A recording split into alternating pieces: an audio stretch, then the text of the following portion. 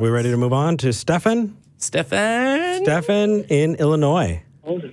Oh, sweetness. How you guys doing? Hey, sweetness we're doing yourself. Good. Awesome. I'm kind of wanting my caffeine back. Jimmy took my caffeine and then he tore into a vegan, and That's because and he took I want it back. Anyway, even though I'm going to give you something that is demonstrably harmful for your blah, blah, blah, blah, blah, it's moral for me to give you the drug that you're addicted to. All right. Steffan. Well, I just had a monster, so. Yeah. You monster. What would you like? What would you like to talk about, my friend? All right. So I'm an atheist. I've been an atheist for just about a year. Congratulations. Congrats. Thank you. I'm extremely happy about it. But yeah, my girlfriend is an agnostic theist. Her parents are probably one of the most religious people I've ever met, which is kind of annoying, but it is what it is. That. So I've already debated her mother, who I'm pretty sure doesn't really know all that much about her own religion, and I'm planning on debating her dad sometime soon here. And I'm definitely no either of you guys. So that was a compliment. I say we just got put in the same category. Yeah, that was very nice of you. Do what? We just got put in the same category as Matt, is what we were pointing out. That was very sweet of you. Oh.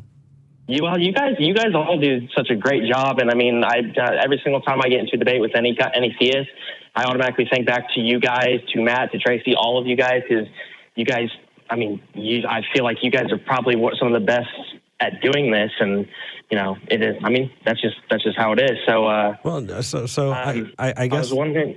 I guess the first thing that, if you have more question, otherwise I was going to dive into advice. Go ahead. Go for it, man. Okay. So the first is what we're doing is not actual moderated debate. What we're doing is an involved discourse where we're jumping in and talking to each other and making sure that we define things. I had my first moderated debate, and it's nothing like this. It's people taking turns talking at each other. And it was weird and awkward, and I was terrible at it. But I want to get better. But what you're doing is you're having a discussion with somebody, and what I want to very, very carefully caution you about, is it Stephen or Steffan? If you want to call me Frodo, go for it. I'll call you whatever you want. Yeah. All right, they can't all be gems. That's fine. So, Alfredo. Whatever. Now I'm getting off here. Off topic. So what I wanted to say was, the reason we're doing our show is because there are people who are watching this dialogue, and it helps. They're able to see kind of some of these ideas, fleshed out, and it is helpful. It's nice to be able to watch that in a safe environment where you can, tease those things apart. That's not what's going on a one-on-one with another person. People are unreasonable, and they can get angry, they can choose to end the discussion, and they can choose to say, you know what, no, I'm wrong, or no, I don't want to, talk about this, or in the worst case scenarios, I don't want to talk to you anymore. And it's rough, and it hurts. And so the advice that I want to give is, you can lead a horse to water, but you cannot make it drink. You can want to have the conversation, but that doesn't mean that they want to have the conversation with you. So please be careful and, really practice some good judgment on whether or not that is the time or the place. You would know better than us, but I just want to make sure that that's clear. Yeah. Right. Yeah.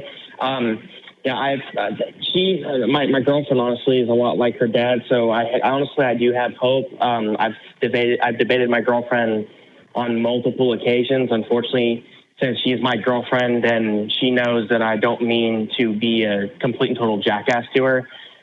Sometimes it does get heated, again, on a point where I know, you know this doesn't sound right in the Bible, or this doesn't sound right with your God, and yet it's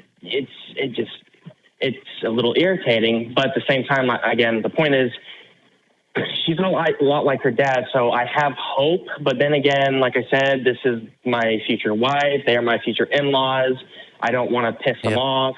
But at the same time, if I can help them, or if I can, try and help them see this is why I am the way I am. This is why I stepped out of religion in general, because of all this religious crap and all this stuff that, I read in the Bible. It just doesn't make any sense. So maybe I could help them understand who I am, and then that'll help in future conversations if it ever comes up with my own parents, which is going to be an interesting one.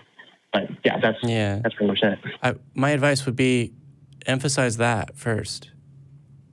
Emphasize why you're having the conversation. Because if it's, listen, right, I just want you to understand who I am and where I'm coming from, because you're going to be my future in-laws and you're going to be my future wife.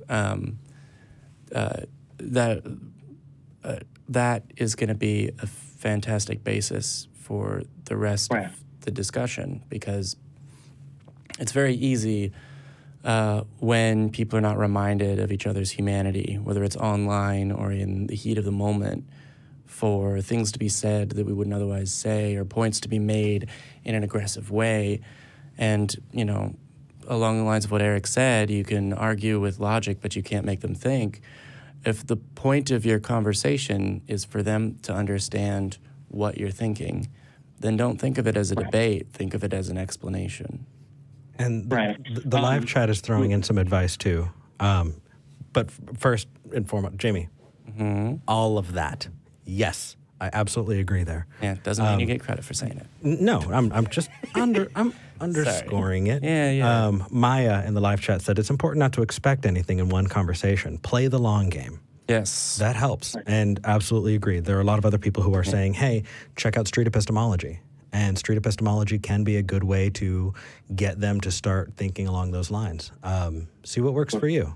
But just know that you're not going to change people's minds in a day. That's just not going to happen. And also, it's something that I struggled with immensely. Don't hold the goal of changing a particular person's mind or a particular group of people's mind as something that is set out for you. Because we do this and we'd like to change people's minds and bring them this.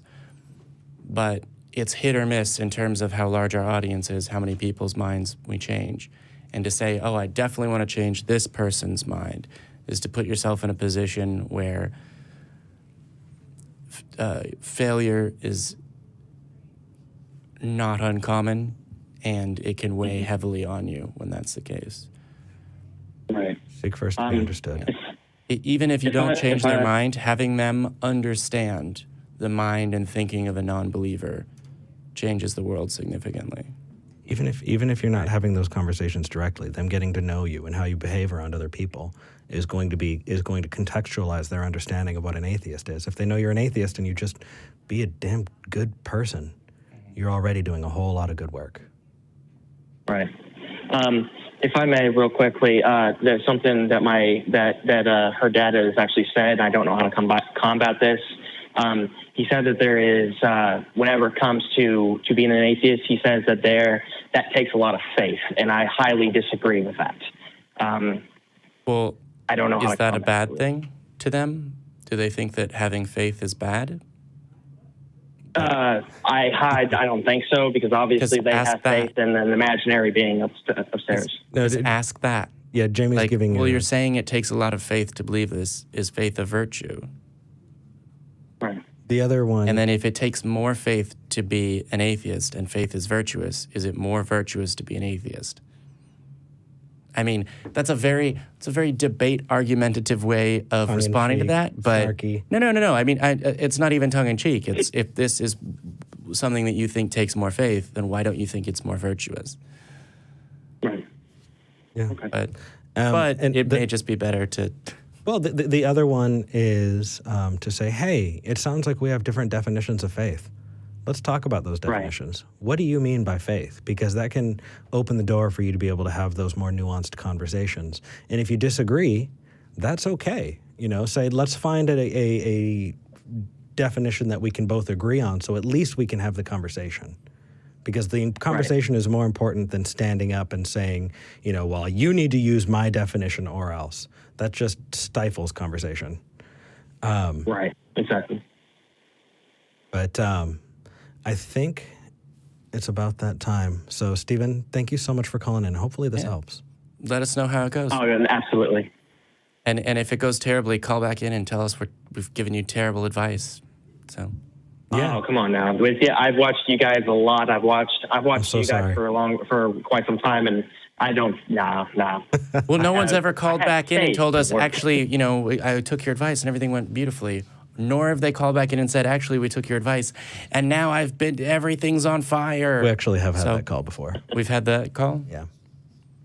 No, we had that I was thinking about this. They looked at my internet history, and now I don't have a home call before, if that's what you Yeah. mean. Oh shoot. Oh yeah. No. Yeah, but it worked wasn't out well for them actually. Yeah, so. it wasn't an angry Anyway. "you set my life on fire." It was a "thank you, I'm free" call. Cheers. Right. In any case, well, let us know how it goes, Steffan. Bye, Steffan. Thank you so much. Thank you. Yeah. See. that Oh was my all- God! In the middle of that,